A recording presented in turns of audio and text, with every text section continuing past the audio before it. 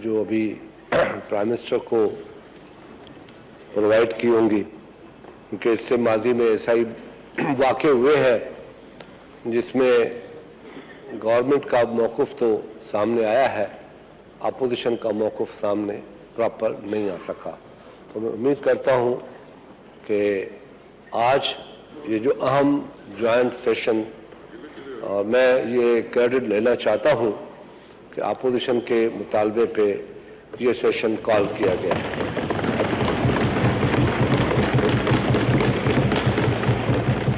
क्योंकि अपोजिशन अपने आप को इतनी मुहब्बे वतन समझती है जितनी हुकूमत समझती है, और हम सब यहाँ जितने मौजूद हैं हम भी इतने मुहब्बे वतन हैं जितना कोई और।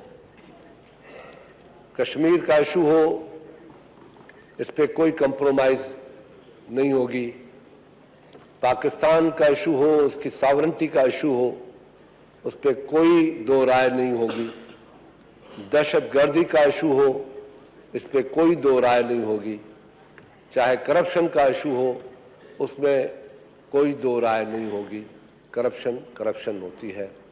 इसलिए आज के अहम मौजू पे जो कश्मीर का इशू है, उस पर चंद गुजारिशात जो एपीसी में भी कोशिश की कि वहाँ भी हाईलाइट की, और यहाँ भी मैं चाहता हूँ कि पाकिस्तान का एक नुमाइंदा, एक बहुत बड़ा एक ऐवान है, जिस ऐवान में हम यकीनन मैं उम्मीद करता हूँ जो बातें तय होंगी उस पर अमल होगा।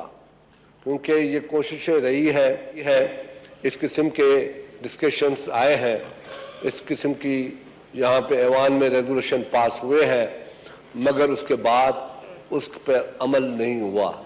अगर हम माजी को सामने रखते हुए उन गुजारिशात पे, उन रेजोल्यूशंस पे अमल कायम रखते, तो यकीनन आज जिन हालात से हम गुजर रहे हैं, जिन हालात को हम सामने पेश आ रहे हैं, जो हिंदुस्तान की एग्रेशन है पाकिस्तान के ख़िलाफ़, जो नहते कश्मीरियों के ख़िलाफ़ वो दहशतगर्दी कर रहा है, तो मैं समझता हूँ ये हालात आज मौजूद नहीं होते।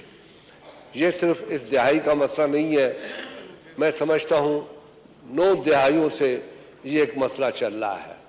पाकिस्तान 7 दिहाइयों से कश्मीरियों की हिमायत के लिए आगे है और उनकी हकूक़ की जंग लड़ रहा है, मगर उसमें कुछ वक्त ऐसे आए, कभी हम क्रिकेट डिप्लोमेसी के नज़र हो गए, कभी हम दोस्ती के या किसी और डिप्लोमेसी के नज़र हो गए, कभी फ़ोटो सेशन, आगरा में फ़ोटो सेशन के ऊपर हम कुर्बान हो गए या उनके नज़र हो गए, या कभी किसी और वजूहात पे हम नज़र हो गए। हमने अपने मौक़िफ़ जो हमारा कायम था, जो कश्मीरियों की उम्मीदें थी वाबस्ता पाकिस्तान से, उस पे हम यकीनन काफ़ी हद तक एक बड़ा गैप आया। अगर उस गैप से हम फ़ायदा लेते, वो गैप नहीं देते, हम अपनी कंटिन्यू रखते, हम दुनिया पे दबाव डालते रहते, हम डिप्लोमेटिक दबाव, हुकूमत दबाव डालते रहते, तो यकीनन आज कश्मीरी जिस दहशतगर्दी का शिकार हो रहे हैं वो शिकार नहीं होते। हमने देखा, हमने हिस्ट्री को भी देखा है, हमने हालात को भी देखा है। ये कोई आज नई बात नहीं है। इस पाकिस्तान ने 48 में जंग लड़ी, 61 में जंग लड़ी, 65 में जंग लड़ी, 71 में जंग लड़ी, और उसके बाद कारगिल की जंग लड़ी। 5-6 जंगें हमारी हो चुकी हैं, और मेरे हिसाब से, मेरी सोच के मुताबिक, इस ऐवान की सोच के मुताबिक, इस मुल्क के अवाम की सोच के मुताबिक, ये जंगें कोई सिर्फ किसी हद तक नहीं थी कि हम किसी पीस पे कब्जा करना चाहते थे। ये हमारा मेन फोकस था कश्मीर, जिसके लिए हिंदुस्तान हम पे दबाव डालता आ रहा था। अगर हिस्टोरिकल इवेंट देखें तो मैं उस पर आऊँगा, मगर इससे पहले मैं खुद हुकूमत इस बात का एहसास होगा कि आज हमारी फॉरेन पॉलिसी क्यों इतनी बड़ी कमज़ोर है, हम क्यों अपने आप को अकेला समझते हैं। क्योंकि रिसेंटली इंडियन हुकूमत ने भरपूर सिर्फ हमारी बॉर्डर्स पे, हमारे लाइन ऑफ जो कंट्रोल है उस पे सिर्फ हमले नहीं किए, उन लोगों ने डिप्लोमेटिकली हमें अकेला करने की पूरी कोशिश की है, जिसके सामने आपके सामने सार्क कॉन्फ्रेंस है, उसमें 5 मुल्कों ने बैठ के सार्क कॉन्फ्रेंस में आने से इनकार कर दिया। ये चीज़ हमें महसूस करनी चाहिए थी। ये मैं तनकीद नहीं करना चाहता, मैं एक चीज़ पे निशानदी करना चाहता हूँ। जहाँ हम गलत हैं, जहाँ हम गलती महसूस करते हैं, अगर हम अपनी गलतियाँ महसूस करेंगे, उसका एहसास होगा, तो मैं समझता हूँ कि आगे रास्ते हमें बेहतर मिल सकते हैं, हम अपने लिए बेहतर रास्ते चुन सकते हैं। तो सार्क कॉन्फ्रेंस में 2 मुस्लिम कंट्रीज, एक अफगानिस्तान, जिनके लिए मैं समझता हूं, जिनके लिए पाकिस्तान ने 30 साल से अपनी मेहमानदारी की, जिनके लिए हमने बहुत कुछ नुकसानात उठाए, हमने अपनी इकोनॉमी तबाह की, हमने दहशतगर्दी का मुकाबला किया, दहशतगर्दी को फेस किया। इन हालात को सामने रखते हुए बांग्लादेश है जो भी हमसे अलग हो गया, वो भी इस कॉन्फ्रेंस में नहीं आया। बाकी दूसरे जो मुल्क हैं उनकी तो अलग बात है कि वो नहीं आए। ये क्यों हुआ? एक वक्त ऐसा आया था पाकिस्तान के हिस्ट्री में जहां कोशिश की गई कि सार्क कॉन्फ्रेंस में पाकिस्तान को अकेला किया जाए, मगर उस वक्त की हुकूमत ने, मोहतरमा बेनज़ीर भुट्टो साहबा की हुकूमत ने अपनी हिकमत अमली से, अपनी फॉरेन डिप्लोमेटिक पॉलिसी से उसमें हिंदुस्तान को अलग कर दिया। हिंदुस्तान नहता हो गया, अकेला हो गया। मगर पाकिस्तान ने कोशिश की अपनी डिप्लोमेटिक जो फोरम है उसको स्ट्रांग से स्ट्रांग करने की। तो इस वक्त सबसे अहम बात जो मैं समझता हूं, ऑल पार्टीज कॉन्फ्रेंस में भी इसी बात पे दबाव डाला गया। सारी जमातों ने इस बात पे बड़ी कोशिश की कि हम डिप्लोमेटिक अपने कोर को ज्यादा स्ट्रांग करें, मगर उस बात का तब पता पड़ेगा जब हम मोबिलाइज होंगे। मैं एक छोटी सी मिसाल दूं जो मैंने एपीसी में भी कही कि किस तरीके से हम, देखिए आज ये हाउस बैठा हुआ है, एक ही हम मसले पे बैठे हैं, कश्मीर पे बैठे हैं। कश्मीर के लिए अपोजिशन या गवर्नमेंट का कोई मसला नहीं है, पाकिस्तान का मसला है, इस ऐवान का मसला नहीं है, इस पाकिस्तान के 20 करोड़ अवाम की ख्वाहिशात के मुताबिक ये ऐवान में सारे मेंबर बैठे हैं जो उनकी नुमाइंदगी कर रहे हैं। हम सब पाकिस्तानी की हैसियत से नुमाइंदगी कर रहे हैं, जैसे खुद प्राइम मिनिस्टर ने अभी अपनी तकरीर में फरमाया। तो यहाँ पे जब डिप्लोमेटिक कोर्ट ने एक कोशिश की कि हम यहाँ से अपने डेलीगेशंस भेजें, मिस्टर स्पीकर, जो उस वक्त मैंने देखा इस प्राइम मिनिस्टर ने अपनी टीम को बुलाया, पूछा कि ये क्या हुआ है। मैंने देखा, हमने महसूस किया कि यही पूछा गया, और खुद प्राइम मिनिस्टर ने भी कहा कि मैंने पूछा कि उस वक्त अगर कोशिश ये की जाती कि सारे ऐवान से ये लोग जाते, कुछ अपोजिशन से जाते जो डिप्लोमेटिक चीज को जानते हैं, डिप्लोमेसी को जानते हैं, कुछ यहाँ से जाते, कुछ गवर्नमेंट से जाते, हम चारों तरफ फैल जाते। मैंने ये भी कहा था उस वक्त, ये बताई थी बात, और आज भी साउथ को बताना चाहता हूं कि जब पाकिस्तान टूट गया, जिन हालात में था, पुलिस की स्ट्राइक थी, इकोनॉमी तबाह थे, 90,000 कैदी थे, हमारे बॉर्डर के 5,000 मुरबा मील हिंदुस्तान के कब्जे में था, हमारी इकोनॉमी बैठ चुकी थी, हम तनहा हो चुके थे, हिंदुस्तान ने तनहा कर दिया था पाकिस्तान को, जो हमारी मदद करने वाले थे वो भी नहीं थे। उस वक्त की लीडरशिप ने क्या किया? उस वक्त लीडरशिप ने ये नहीं देखा कि हम किस हालत में हैं। उस वक्त की लीडरशिप ने पाकिस्तान से चली और 13 दिन के अंदर 40 मुसलमान मुल्कों का दौरा किया और मुसलमान मुल्कों को साथ रखा और कहा कि आओ, पाकिस्तान को आपकी जरूरत है। और दुनिया में भी उस वक्त के प्राइम मिनिस्टर जुल्फकार अली भुट्टो ने दुनिया को कन्वेंस किया कि पाकिस्तान के साथ ज्यादती हो रही है, और एक कमजोर पाकिस्तान इतना ताकतवर पाकिस्तान बना जिसने इस मुल्क को न्यूक्लियर पावर दिया, जिसने ताकत बख्शी। और न्यूक्लियर हमने क्यों लिया? इस फिलॉसफी में हम जाएं कि भुट्टो शहीद ने न्यूक्लियर क्यों लिया, क्यों इतनी बड़ी रिस्क ली, जब दुनिया ने उसको थ्रेट किया, कि इससे अवॉइड करो, किसेंजर ने उसको थ्रेट किया, अवॉइड करो। मगर वो न्यूक्लियर सिर्फ इसलिए लिया कि हम चाहते थे कि जो मसले ہندوستان کے ساتھ پینڈنگ ہے وہ برابری کے بنیاد پہ ہی حل ہو سکتے ہیں، اور یقیناً جنگ کے حالات سے نہیں ہوں گے، جنگوں سے کبھی کوئی مسئلے نہیں ہوئے ہیں۔ دنیا میں جب کوئی بڑے مسئلے حل ہوئے ہیں تو طاقت کے ذریعے نہیں ہوئے، ڈائیلاگ کے ذریعے ہوئے ہیں۔ تو ہم نے ڈائیلاگ کو توجہ دی۔ تو اس وقت ذوالفقار علی بھٹو نے ایٹم بم بنانے کی بات کیوں کی، کیوں گاز کھانے کی بات کی تھی، کیوں کشمیریوں کے لیے کہا تھا 1000 سال جنگ لڑیں گے؟ وہ 1000 سال جنگ کوئی نہیں لڑ سکتا۔ وہ اس لیے کہہ رہا تھا کہ جو قوم ہے میری، جو پاکستانی ہے، وہ کشمیریوں کے لیے، اس ملک کے لیے زندہ رہیں گے، ہزاروں سال زندہ رہ کے اپنے کشمیر اور پاکستان کی حفاظت کریں گے۔ اس کا مقصد یہ تھا، اس کا بیسک جو فلسفی تھی یہ تھی کہ میں 50,000 سال جنگ لڑوں گا۔ تو یہ یقیناً میں اس بات پہ یہ بات نہ کروں کہ میاں نواز شریف نے شہید بھٹو کے اس دیے ہوئے ویپن کو، دیے ہوئی طاقت کو فالو کیا اور ایٹمی دھماکہ کیا۔ اس پہ دو رائے نہیں ہونی چاہیے۔ اس میں ڈکٹیٹر کو ہمت نہیں ہوئی، ڈکٹیٹر کو ہمت نہیں ہوئی، ضیاء الحق کو ہمت نہیں ہوئی کہ ذوالفقار علی بھٹو کا دیا ہوا وہ بم تحفہ نیوکلر پاور رد کر سکے، کیونکہ ان کو پتا تھا کہ پاکستانی قوم اس چیز کو برداشت نہیں کر سکتی۔ اس لیے میاں نواز شریف کو بھی علم تھا کہ یہ وہ چیز ہے جس سے اگر میں نے کوئی ایگریمنٹ کیا، اگر اوائڈ کیا تو میرے لیے مشکلات کا سامنا کرنا پڑے گا۔ اس لیے اس وقت کی ضرورت تھی، اور صرف یہ اس لیے تھی کہ ہم کشمیر کو، کشمیری عوام کی اپنے برابر کی بنیادوں پہ ان کے حقوق لے کے دیں۔ مسٹر اسپیکر، کشمیر کی تاریخ کیا ہے؟ جب کشمیر ہندوستان اور پاکستان کا ڈویژن ہوا، برے صغیر کی تقسیم ہوئی، تو اس پاکستان برے صغیر میں تقریباً میں سمجھتا ہوں 520 یا 500 کے قریب ریاستیں تھیں میرے خیال میں، اور ان سے پوچھا گیا کہ آپ کس کے ساتھ جائیں گے، تو 11 ریاستیں تھیں۔ ریاستوں نے تو پاکستان میں جانے کے لیے کہا، اور جوناگڑھ نے کہا میں پاکستان میں جائیں گے، حیدرآباد دکن نے کہا پاکستان میں جائیں گے، کشمیر کے عوام نے کہا پاکستان میں جائیں گے، مگر وہاں ڈوگرا راج تھا۔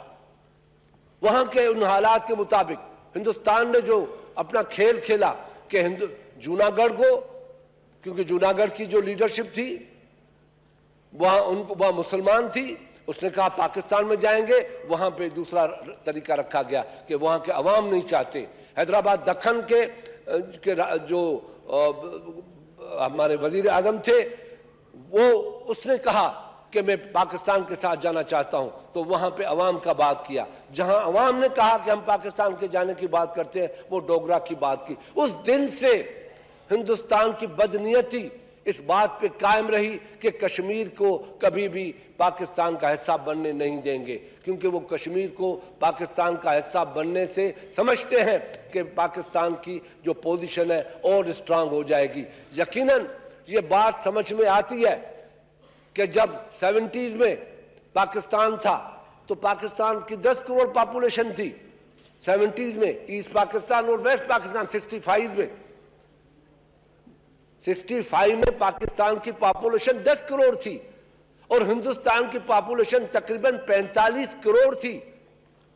اور اس وقت ہندوستان نے جو کیا پاکستان کے ساتھ، مگر پاکستان کے عوام نے، پاکستان کے افواج نے جس دلیری کے ساتھ جنگ لڑی، ہندوستان کو گھٹنوں کے بل بیٹھنا پڑا۔ یہ تو ہماری کمزوری ہے۔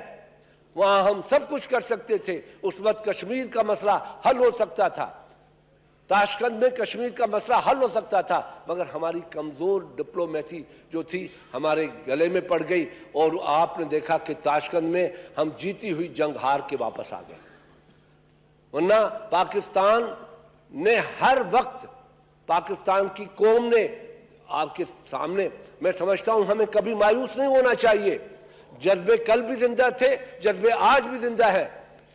جب ہندوستان نے 65 میں پاکستان پہ حملہ کیا، یہی سمجھ کے کیا کہ میرے لیے 3 گھنٹے کا کام ہے، مگر پاکستان کی عوام سیاہ پلائی دیوار بن کے کھڑی ہو گئی۔ وہ کمزوری کے ساتھ کھڑی نہیں ہوئی، اس لیے ہندوستان کو واپس جانا پڑا، واپس بھاگنا پڑا۔ اپنا علاقہ چھوڑنا پڑا. یہ ایک بہت بڑی پاکستان کی ایک تاریخ ہے. ہم اپنی اس تاریخ کو سامنے رکھتے ہوئے ہمیں فیصلے کرنے چاہیے. ہمیں کمزور فیصلے نہیں کرنے چاہیے. یقیناً نواز شریف صاحب کی پرائم منسٹر کی اسپیچ بہت اچھی تھی مگر جو انسان اس وقت اس اسپیچ میں ہندوستان کو ایکسپوز کرنا تھا، کہنا تھا، جب وہ کہتے ہیں کہ کشمیر ہمارا اٹوٹ انگ ہے، پاکستان اس میں انٹروین کر رہا ہے، تو کہا جا سکتا تھا، کیا نام تھا اس کا، بوش وانی یا کوئی سمتھنگ، کلبھوشن وانی، یادو، ایسے نام اسحاق ڈار ہوتا تو جلدی آ جاتا. تو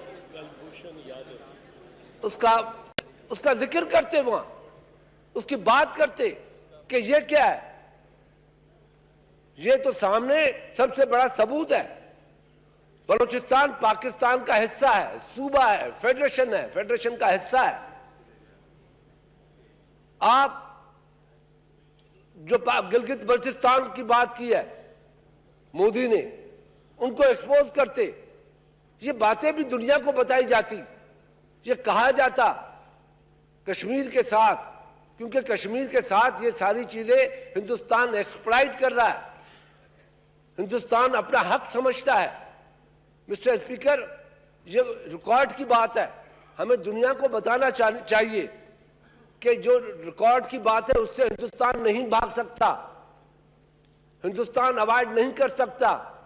دنیا کو اٹھانا پڑتا ہے. یو این نے بہت سے ایشوز، مسئلے حل کیے ہیں، مسائل تھے جو ان کے سامنے، تیمور کا مسئلہ تھا، حل کیا. یو این نے کیا. پاکستان کا کیوں نہیں کر رہے؟ کشمیر کا کیوں نہیں کر رہے؟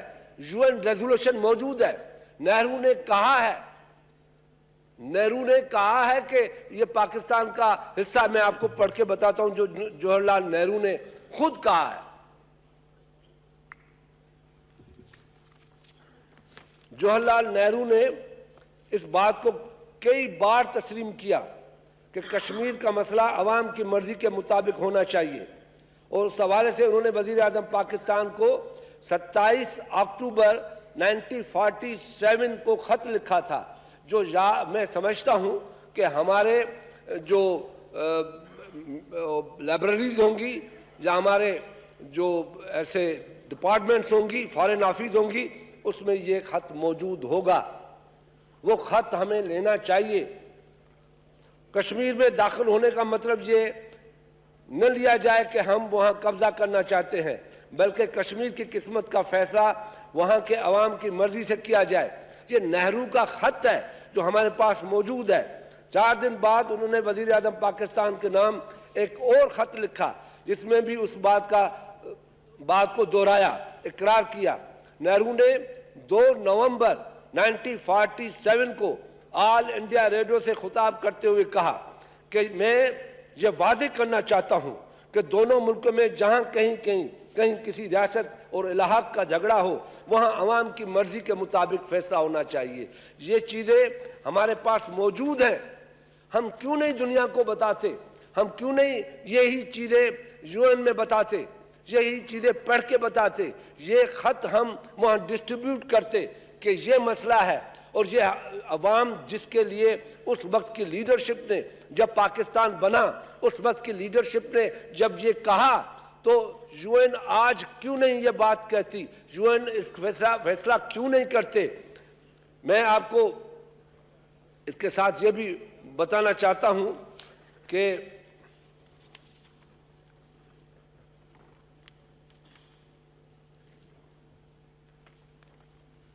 اب جیسے سشما سوراج نے یو این میں کھڑے ہو کے اقوام متحدہ کے سامنے کھلم کھلا اس بات کی خلاف ورزی کی اور سلامتی کونسل کو یہ حالات اور قرارداد پر عمل کرانا، تو ایک طرف کونسل اب یہ کہنے سے بھی قاصر ہے کہ دونوں ممالک اس حوالے سے بات کریں. یہ یو این میں یا سیکورٹی کونسل میں اس کمزور میں ہمیں ان کو کمزوری کا فائدہ لینا چاہیے یو این سے کہ آپ کی قراردادیں ہیں، آپ نے قرارداد پیش کی ہے, آپ نے یہ فیصلہ کیا تھا, تو ان پہ دباؤ ڈالنا چاہیے.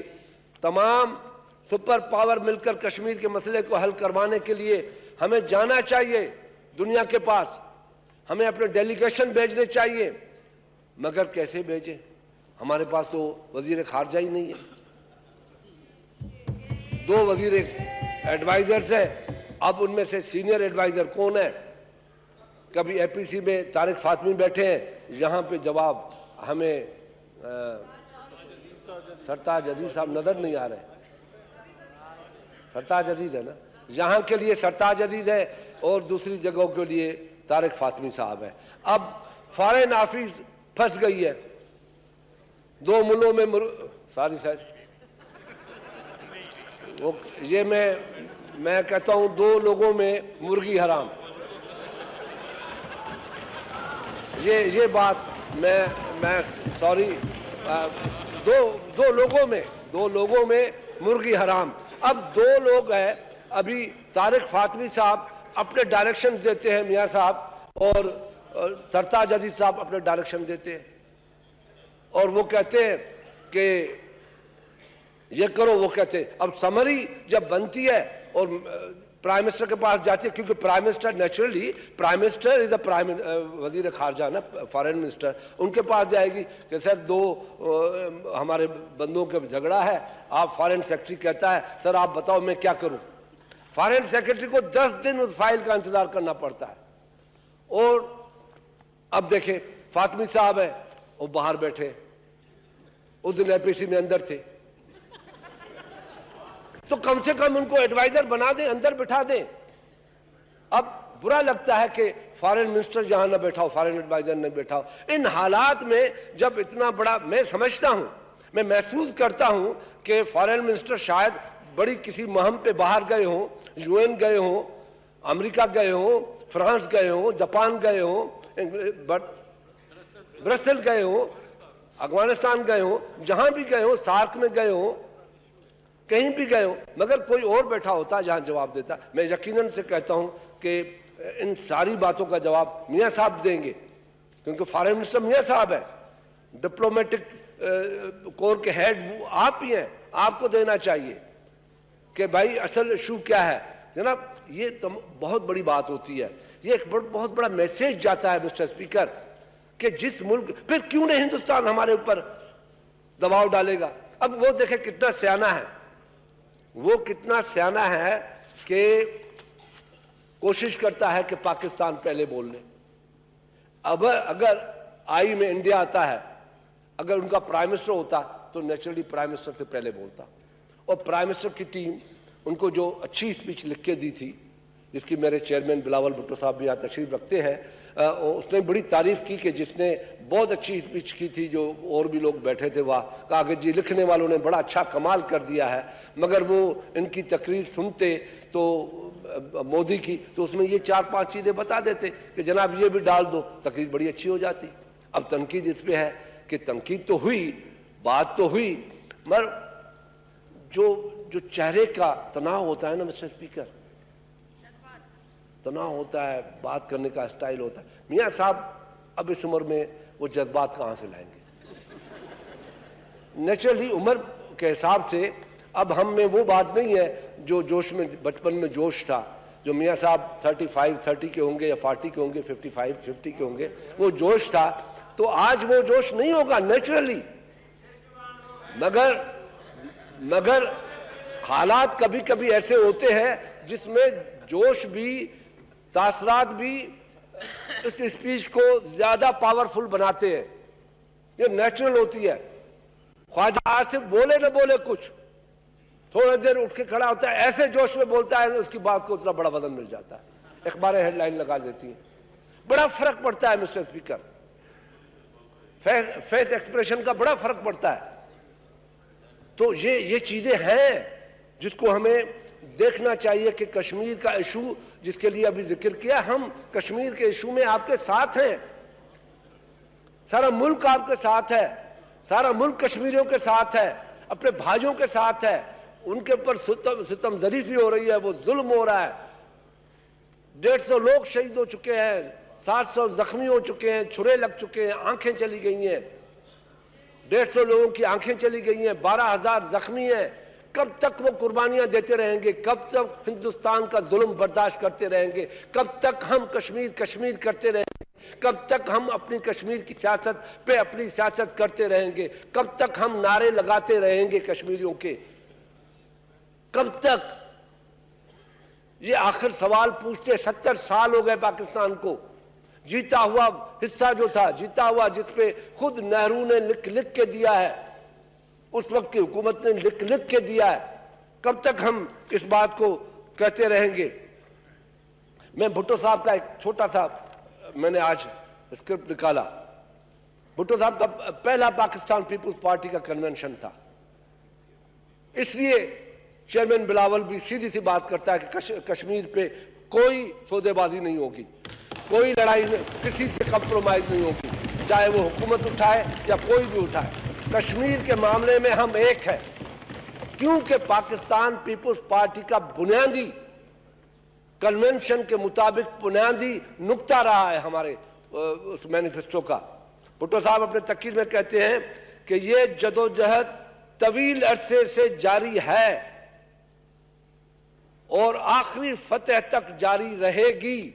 اس وقت کہتا ہے جاری رہے گی, چاہے اس کے لیے ہمیں کتنی ہی قربانیاں کیوں نہ دینا پڑے.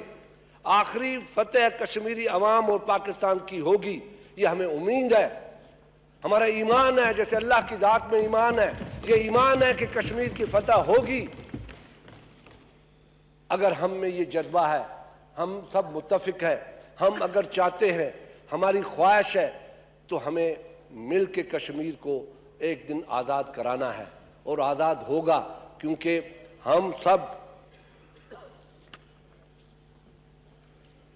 تو مسٹر اسپیکر, یہ ہماری, میں یہ تقریر, مجھے تو یہ اپرچونٹی نہیں ہے, کاغذ ہاتھ میں لینے پڑتے ہیں. میاں صاحب کو تو ماشاءاللہ ہے, رکھ کے پڑھ لیتے ہیں, اس لیے تھوڑی رکاوٹ ہو رہی ہے مجھے.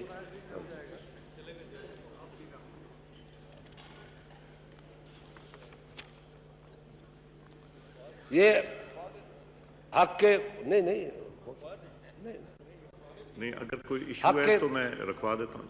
خودداریت کا اصول کوئی نیا نہیں ہے, یہ یو این چارٹر کا حصہ ہے.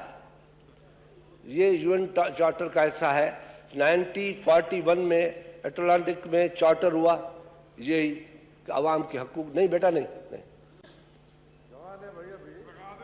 یہ آپ نے مانگا تھا تو میں نے کہا رکھوا دوں. نہیں, مہربانی آپ کی, آپ پہلے کرتے نا یہ بندوبست. آپ پہلے مانگ لیتے تو مل جاتا. میاں صاحب, یہ بڑی تبدیلی آ جائے گی. میاں صاحب نے بڑی اچھی آفر دی ہے خطرناک ٹائم پہ. کہتا ہے میں ادھر آ جاتا ہوں, آپ ادھر آ جاؤ. میرے لیڈر بھی بیٹھے ہیں, وہ کہتے ہیں کہ پتہ نہیں کیا سودے بازی ہو رہی ہے, اس لیے میں رسک لینے کے لیے کبھی تیار نہیں. آپ فلور کراسنگ کریں گے شاہ صاحب؟ تو 1943 میں ماسکو میں بھی یہی ہوا, یو این نے کیا. 1943 میں یہ اعلان قاہرہ میں ہوا. جب یو این نے 41, 43, 43 قاہرہ میں, ماسکو میں, ہر جگہ پہ یہ اعلان کیا حق خودداریت کا, عوامی حق کا, اپنے فیصلے کرنے کا, تو یو این خاموش کیوں ہے؟ نینا رچی کی طرح کیوں خاموش بیٹھے کہ وہی ڈریس پہن کے آؤ, پرفیوم لگا کے آؤ, فل سوٹ پہن کے آؤ, تیار ہو کے آؤ, میک اپ کر کے آ جاؤ, اور تقریریں کرو اور چلتے رہو, اور غریب ملک پستے رہے. غریب ملک جو ہے وہ اس کے مارتے جائے, اور ان کی دوسری بڑی طاقتیں اس کے اوپر حاوی ہوتی جائے, اور غریب اپنے حقوق کے لیے مرتے رہیں. مگر یو این ابھی تک خاموش ہے, یو این کی سیکورٹی کونسل ابھی تک خاموش ہے. ہمیں ان کو اٹھانا پڑے گا. پاکستان کے 20 کروڑ عوام کی آواز ہوگی, اور وہ آواز حکمران جماعت جو ہے وہاں پہنچائے گی کہ دنیا میں تبدیلی ہو رہی ہے. یہ تبدیلی اور نہیں ہے, میں تبدیلی کی, دنیا کی تبدیلی کی بات کر رہا ہوں. تبدیلی ہو رہی ہے دنیا میں. اب یو این کو ایکٹیو دیکھنا چاہتی ہے دنیا, اور اپنے فیصلوں کو اپنے خود ہی اوائڈ کرتے جا رہے ہیں.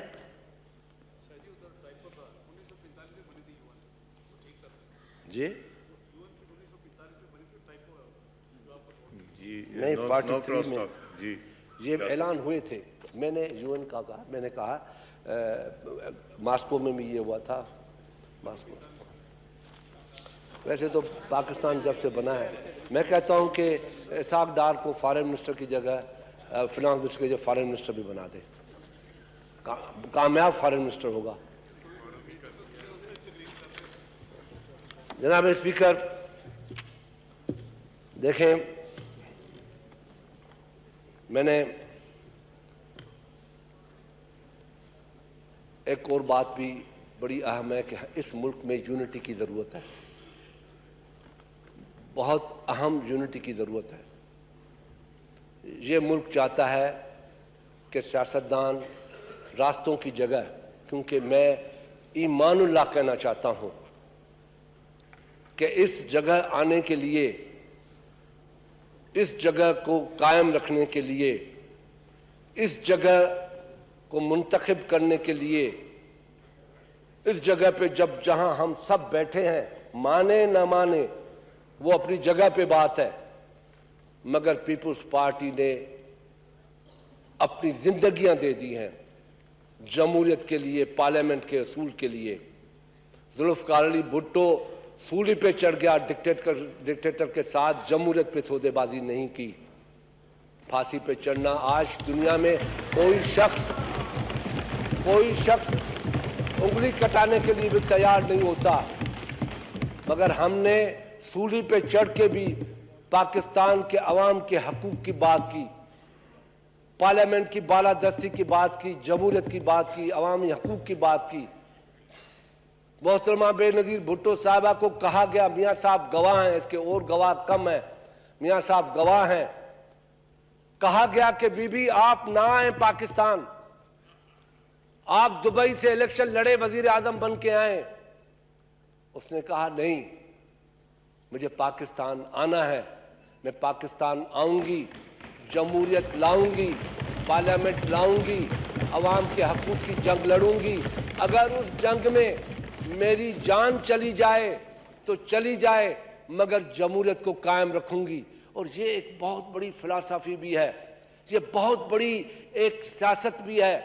سمجھنے والوں کو سمجھنا چاہیے کہ یہ اس پارلیمنٹ نے کتنی جانیں لی ہیں, کوڑے کھائے ہیں, جیلیں دیکھی ہیں.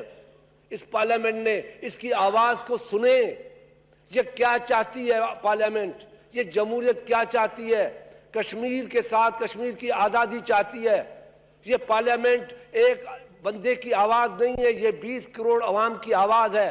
یہ کشمیر کی آزادی چاہتی ہے, کشمیر کی عوام کی حمایت چاہتی ہے, ان کی طاقت بننا چاہتی ہے.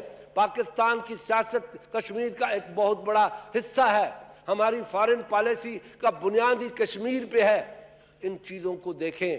اور یہ پارلیمنٹ چاہتی ہے اس ملک میں کرپشن کا نظام خاتمہ ہونا چاہیے. اس پہ بیٹھ کے جو بل پیش کیے جا رہے ہیں اس پہ بیٹھنا چاہیے, پاس کرنا چاہیے. کرپشن جیسی غلاظت کو خاتمہ چاہیے, اس جہاں سے کرپشن ختم ہونا چاہیے. یہی پاکستان چاہتا ہے, یہی پاکستان کا عوام چاہتا ہے, یہی سب ہم چاہتے ہیں کہ آخر غریب سے غریب تر کیوں, مظلوم سے مظلوم تر کیوں, بھوکھا سے بھوکھا تر کیوں, امیر سے امیر تر کیوں. آخر کب, کس وقت, کون سا مسیح آئے گا جب اس ملک کو ایک ایسا نظام دے جہاں پہ پاکستان کا ہر بندہ یہ محسوس کرے کہ یہ وطن میرا ہے, یہ وطن میرا ہے, یہ وطن میرا ہے, یہ وطن میرا ہے. قائد نے دیا, بھٹو نے دیا, بی بی نے دیا, یہ وطن میرا ہے, یہ وطن میرا ہے. ہر بندہ کہے. شکریہ.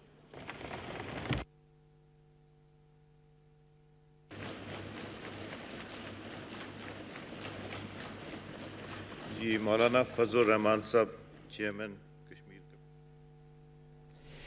ناظرین, قائد حزب اختلاف